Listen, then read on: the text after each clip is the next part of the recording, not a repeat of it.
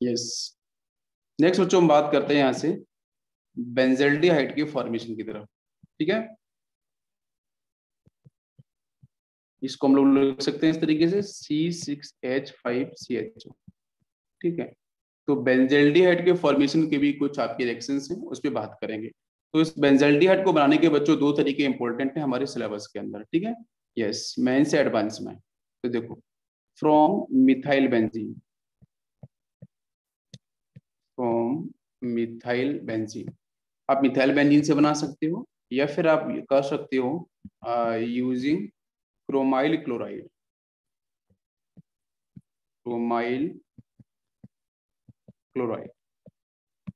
आप इन दोनों में से किसी का भी यूज कर सकते हो, और हमारे सिलेबस में इन्हीं के ऊपर है। वैसे तो बहुत सारे प्रोसेस होते हैं, लेकिन जो इंपॉर्टेंट है उसी बात करेंगे। ठीक है, तो मिथाइल बेंजीन से आप बना सकते हो बेंजल्डिहाइड, या फिर क्रोमाइल क्लोराइड का यूज करके भी आप बेंजल्डिहाइड को बना सकते हो। और सेकंड रिएक्शन बच्चों बहुत ही इंपॉर्टेंट है, बिकॉज ये टाइमिंग रिएक्शंस का पार्ट है, अभी मैं बताऊंगा। ठीक है, अच्छा, दो तरीके से हम लोग इसके बना सकते हैं। क्रोमाइल क्लोराइड बच्चों what is the formula, CrO2Cl2। अगर आपने इटाल्ट रिएक्शन सुनी है ना, इटाल्ट इटाल्ट रिएक्शन सुनी है, ये नेमिक रिएक्शन है, तो वहां पे हम लोग इसका यूज करते हैं क्रोमाइल क्लोराइड का, CrO2Cl2। ठीक है, और यहाँ से हम लोग बेंजल्डिहाइड सीधा बनाते हैं, आपकी एनसीईआरटी में भी दे रखी है। और मिथाइल बेंजीन का मतलब क्या है बच्चों, टॉलीन। मिथाइल बेंजीन का मतलब क्या है, टॉलीन, TOLUEN। ठीक है, टॉलीन का मतलब क्या है कि भाई जो बेंजीन है उसके ऊपर आपका CH3 पार्ट। ठीक है, तो इससे हम लोग क्या कर सकते हैं, हम बेंजल्डिहाइड को बना सकते हैं दो तरीके से। तो देखते हैं पहले एनसीईआरटी का पॉइंट क्या है। तो एनसीईआरटी बच्चों में एनसीईआरटी के अंदर दे रखा है प्रॉपरली कि यहाँ से आपका ये मिथाइल बेंजीन है, जिसको टॉलीन बोल सकते हैं, जिसमें फर्स्ट स्टेप फॉलो करते हैं CrO2Cl2, एंड सेकेंड स्टेप आपका हाइड्रोलिसिस होता है इन एसिडिक मीडियम। वहाँ पे H3O+ भी लिखा हुआ है। ठीक है, H3O+ भी आपका लिखा हुआ है। और CrO2Cl2 फॉलो करते हैं हम लोग कार्बन डाइसल्फाइड के साथ। ठीक है, नॉन पोलर सॉल्वेंट के साथ। अब इसके साथ यहाँ से आपका डायरेक्ट जो आंसर होगा वो आपका बेंजल्डिहाइड फॉर्म हो जाएगा। बिल्कुल डायरेक्ट मैं बता रहा हूँ एनसीईआरटी की बेस पे। ठीक है, बेसिकली क्या होता है कि यहाँ पे हम जो CrO2Cl2 जो ये फॉलो करते हैं, उसको थोड़ा सा मैं एक बार और इसको इलोबरेट करता हूँ नीचे की तरफ, ध्यान देना। ये तो आपका यहाँ से टॉलीन था। ठीक है, हालांकि इसमें हम 2 मोल्स यूज करते हैं CrO2Cl2 के, इस किसके साथ बच्चों, कार्बन डाइसल्फाइड के साथ। तो यहाँ से आपका एक बीच में मिलता है एक प्रोडक्ट। ठीक है, जो होता है क्रोमियम कॉम्प्लेक्स। वो कॉम्प्लेक्स क्या बनता है उसको देखेंगे। तो ये बेंजीन होगा, ऊपर से आपका CH, या फिजिकल मैकेनिज्म होता है अभी जस्ट बताने वाला हूँ, ऑक्सीजन, देन आपका CrCl2, देन आपका OH। ये कॉम्प्लेक्स बनता है। ये जो कंपाउंड दिख रहा है ये आपका यहाँ पे कॉम्प्लेक्स इस तरीके से फॉर्म होता है। क्रोमियम दिख रहा है ना, कॉम्प्लेक्स। फिर लास्ट में आपका यहाँ पे क्या होगा, hydrolysis, H3O+ in the presence of acidic medium. तो फाइनली हमारा जो प्रोडक्ट है वो आपका एल्डिहाइड मिल जाता है ना, बेंजल्डिहाइड आपको मिल जाता है। तो हम इस तरीके से देख सकते हैं। नाउ कम्स मैकेनिज्म, तो देखते हैं इसका मैकेनिज्म सेक्शन क्या है। तो मैकेनिज्म सेक्शन बच्चों में बता रहा हूँ कि जो रिएक्शन आपकी है वो उसका नाम है आपका इटाल्ट रिएक्शन, ETALT, इटाल्ट रिएक्शन। ठीक है, इटाल्ट रिएक्शन के अंदर हम लोग CrO2Cl2 का यूज करते हैं कार्बन डाइसल्फाइड के साथ, और लास्ट में हाइड्रोलिसिस। तो क्या होगा मैकेनिज्म, यस, फॉलो करते हैं, प्लीज ध्यान से देखना। जो एक कॉम्प्लेक्स बना था ना, उसी कॉम्प्लेक्स को थोड़ा सा फोकस करते हैं, है ना। कॉम्प्लेक्स कैसे फॉर्म हुआ होगा, फिर वहां से एल्डिहाइड कैसे बना होगा, बेंजल्डिहाइड। तो ध्यान से देखना बच्चों, मैं थोड़ा सा बड़ा बनाता हूँ, दिखेगा आपको। ये बेंजीन था, इसके पास बच्चों CH3 था, तो एक तो हाइड्रोजन मैं यहाँ बनाता हूँ। देखो किस तरीके से बना रहा हूँ, आपको इसी तरीके से ध्यान में रखना है। यहाँ पे होगा कार्बन, डबल बॉन्ड दो, इधर डबल बॉन्ड दो होगा, और एक सेकेंड, 2 मॉलिक्यूल्स है ना, तो 2 मॉलिक्यूल्स है तो वैसे बनाते हैं। 1 सेकेंड, यस, यहाँ पे C डबल बॉन्ड दो, और 2 क्लोरीन है, यस। नेक्स्ट मॉलिक्यूल, ये बड़ा बीच में ना क्रोमियम है, Cr, यहाँ भी आपका होगा CrO2Cl2 है ना, इसीलिए डबल बॉन्ड दो क्लोरीन एंड क्लोरीन। 2 मॉलिक्यूल्स हम लोग बिल्कुल यूज करते हैं। अब देखते हैं यहाँ पे स्टेप कैसी होगी। स्टेप कुछ ऐसे होगी बच्चों, प्लीज एक बात पूरी समझने की कोशिश करना। यस, यहाँ से आपका फिजिकल मैकेनिज्म होता है। कैसे कि ये जो आपका H है वो यहाँ से इलेक्ट्रॉन ये एक्सेप्ट करेगा, इधर से कार्बन ये इधर एक्सेप्ट करेगा। यहाँ से हाइड्रोजन इलेक्ट्रॉन्स एक्सेप्ट करेगा, यहाँ से एक कार्बन अपने इलेक्ट्रॉन्स को एक्सेप्ट करेगा। ठीक है, अब सामने से क्या होगा, सामने से जो आपको इलेक्ट्रॉन्स दिख रहे हैं ना, ये मैग्नेटिज्म कुछ ऐसे, बिकॉज CH2 मैंने यूज किया ना कार्बन डाइसल्फाइड, तो फीड को ही वो सपोर्ट करने वाला है। यस, तो यहाँ से क्या होगा, आपका जो इलेक्ट्रॉन्स दिख रहा है ना, उसका मूवमेंट कुछ ऐसे होगा, ये यहाँ पे जाएगा, एक क्रोमियम की तरफ मूव करेगा। ठीक है, यहाँ से बात करते हैं तो ये भी आपका इधर से मूव करेगा, ये इधर जाएगा। ये सारे के सारे फ्री रेडिकल को ही सपोर्ट करेंगे। जब फ्री रेडिकल को सपोर्ट करेंगे तो फिर इसमें एडिशन कुछ है नहीं।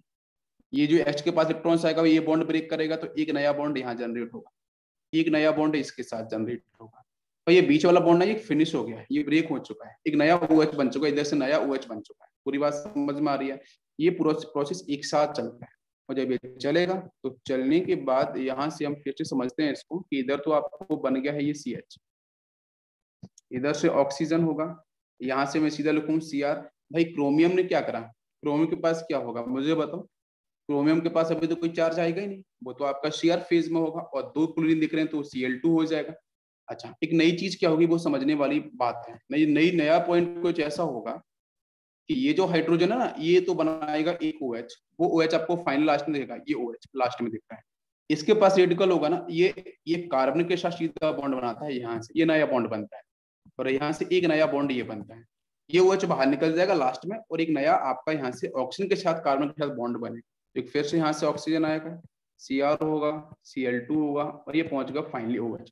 जो पहले OH बना था ना वो लास्ट में चला गया, और नीचे वाला क्रोमियम O बॉन्ड था वो जाके कार्बन से अटैक कर लिया ऑक्सीजन। तो इस तरीके से नया स्ट्रक्चर बोलते हैं chromium complex, this is also chromium complex. ये सब इंटरचेंज होता रहता है अंदर ही अंदर। अब क्या होगा इसका, हाइड्रोलिसिस। अब हाइड्रोलिसिस में क्या होता है समझना, जब भी कोई सिचुएशन ऐसी आती है तो उसके इसमें क्या करना होता है कि भाई ये पूरा पूरा जो स्पीसीज देख रहे हैं, यहाँ पे हम हाइड्रोलिसिस करा सकते हैं H3O+, इसमें से एक ग्रुप बाहर जाएगा, एक ग्रुप आपका अटैक करेगा, तो क्या करेगा, कार्बन के साथ ये जो दो इलेक्ट्रॉन्स दिख रहे हैं, भाई एक तो लिविंग ग्रुप बनना चाहेगा, ये दो इलेक्ट्रॉन्स दिख रहे हैं, तो इसमें से एक तो यहाँ से ये ऑक्सीजन इलेक्ट्रॉन्स को विड्रॉ करेगा। ठीक है, तो क्या होगा, यहाँ पे पॉजिटिव आएगा, तो ये ऑक्सीजन इलेक्ट्रॉन्स नहीं देगा ऊपर वाला, यहाँ से जो क्रोमियम है वो अपने इलेक्ट्रॉन्स को यहाँ शेयर करेगा, तो एक तो ऊपर वाला ये सेक्शन बाहर चला जाएगा, नीचे से ये वाला सेक्शन बाहर जाएगा। ठीक है, तो फिर यहाँ से आपका जो वाटर मॉलिक्यूल्स है, तो वाटर मॉलिक्यूल्स में क्या दिखता है, H+ और OH- साइन दिखता है, अब वो अटैक करेगा, तो ऊपर क्या होगा, जब क्रोमियम इलेक्ट्रॉन्स कार्बन को देगा तो वहां पे नेगेटिव डेवलप होगा, तो वहां पे जाके आपका ये अटैक करेगा वो सेक्शन। तो फिर आप यहाँ से आपको एक तो देखो एक मिलेगा प्रोडक्ट आपका यहाँ से CrCl2OH ट्वाइस, ठीक है, और दूसरा भी मिलेगा वही CrCl2OH ट्वाइस। देखना कैसे मिला, ऊपर वाला सेक्शन ना, यहाँ से ये क्रोमियम इलेक्ट्रॉन्स दिया ना, तो क्रोमियम के पास चार्ज कैसा आएगा, पॉजिटिव, पॉजिटिव अटैक कौन करेगा, OH- आयन, तो एक तो ये बन गया देखो CrCl2, और एक OH इधर, एक OH इधर, तो ये OH2 बन गया। नीचे देखो ऑक्सीजन इलेक्ट्रॉन्स को एक्सेप्ट किया, इस ऑक्सीजन इलेक्ट्रॉन्स को एक्सेप्ट किया, तो H+ आयन वाटर मॉलिक्यूल्स का यहाँ अटैक करेगा, तो बन गया देखो Cr, यहाँ से Cl2, OH इधर, एक OH यहाँ से बनेगा, तो दोनों मॉलिक्यूल से बाहर निकल गए। ठीक है, पूरी बात समझ में आ रही है? और फाइनली उसके पास आपकी क्या होगी बताओ, एक ऑक्सीजन बचेगा, दो वैलेंसी खाली होंगी, तो वो फाइनली आपका बन जाएगा बेंजल्डिहाइड। ठीक है, तो इस तरीके से हमारा आंसर यहाँ पे डेवलप होता है। समझ में आ गया सभी को? Now it is clear.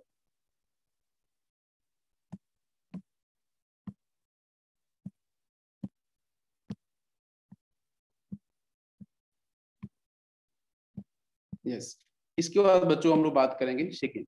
Second था इथाइल बेंजीन के साथ, तो वहां भी कुछ ऐसे प्रोसेस होता है, जैसे मान के चलो मैंने यहाँ पे, हालांकि क्वेश्चंस आपके प्रीवियस ईयर में भी डिस्कस किए गए हैं इथाइल बेंजीन का, कि अगर मैंने इथाइल बेंजीन दे दी तो उसके साथ मैंने रिएजेंट वही फॉलो किए, क्रोमाइल क्लोराइड, ठीक है, कार्बन डाइसल्फाइड के साथ CH2NCH3, इसके साथ फर्स्ट स्टेप में है CrO2Cl2 in the presence of carbon disulphide, ठीक है, और सेकंड आपका है H2O फॉलोइंग दी H+ आयन। देखते हैं रिएक्शन क्या होगी। तो आप डायरेक्ट कर सकते हो, बस ये ध्यान देना है कि इस कार्बन के साथ एल्डिहाइड हो के इस कार्बन के साथ एल्डिहाइड हो, दोनों कार्बन है, तो प्लीज बच्चों यहाँ पे ध्यान रखना कि जब भी कभी ऐसे कंपाउंड दे रखे हो, ठीक है, तो उस केस में टर्मिनल कार्बन, टर्मिनल कार्बन को ही आपको क्या बनाना है, एल्डिहाइड बनाना है। ये इजी ट्रिक है, मैं बता दे रहा हूँ, टर्मिनल कार्बन को ही आपको एल्डिहाइड ग्रुप देना होगा, ठीक है। इस वाले अंदर वाले कार्बन को बिल्कुल भी नहीं देना है, ये जो स्टार किया बाहर वाला उसको ही आपको एल्डिहाइड में कन्वर्ट करना है, ठीक है। बिकॉज जो भी मैकेनिज्म होगा बाहर से प्रोसीड होगा, अंदर की तरफ से प्रोसीड नहीं होने वाला। तो ये जो सेक्शन है ना, इसको हम ऐसे बना सकते हैं यहाँ पे रेडिकल को थोड़ा दिखाने के लिए।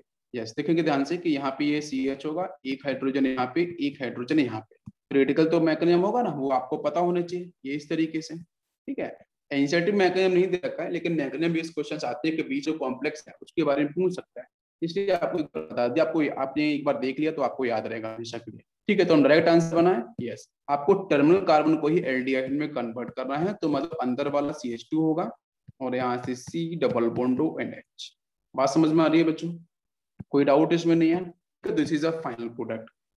अगर कोई यहाँ पे ये ऑप्शन देता इस तरीके से कि C डबल बॉन्ड NCH3, क्या आपको ये आंसर टिक करना होता? बिल्कुल भी नहीं, दिस इज रॉन्ग। तो ये आपका करेक्ट होता। पूरा समझ में आ गया? दोनों क्लियर हो गए होंगे।